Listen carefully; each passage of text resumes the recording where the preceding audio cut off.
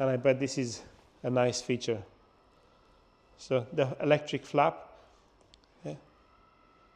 folding in and out. Look what we have just came in is actually rolled in because it's not starting. We put it next to our car project here, the Supra, but this is a topic for another day. So this e-Tron is fully electric and it's not starting, and if you come this side, see what this means. Auction car. This is auction car. On top of that is non-starting. On top of that is stolen and recover. So it's quite a good package of risk.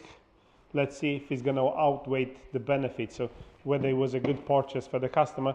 And look, it's not, so it has been tampered quite significant. A lot of dismantle was done on it. The customer was told us some wiring in here was being accessed. We yet to see. Now inside the car, a lot of wiring broken. Carpet has been cut. My assumption is that they have looked for the telematics control unit or for some immobilizer control unit, additional immobilizer system when it was stolen. This is my assumption so far. We're not really certain yet exactly what has gone. Driver side, same story. So carpet.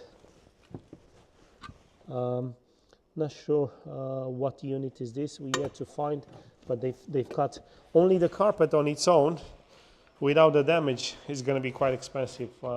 The customer was saying about over £1,000 anyway. Quite a high figure. So we have ignition. We've run a diagnostics. Now we have communication with the vehicle. We've got several faults. And then we'll start going through all of them to see if we can get this working again. So a lot of communication issues, yet we still have something working on the car, and I bet this is a nice feature. So the electric flap, folding in and out electrically, and they still work both sides. Let's see if we can get this car to do more than it does currently, just to have flaps working and ignition coming on. So keep close to find exactly whether this was a good buy or the risk was not worth taking.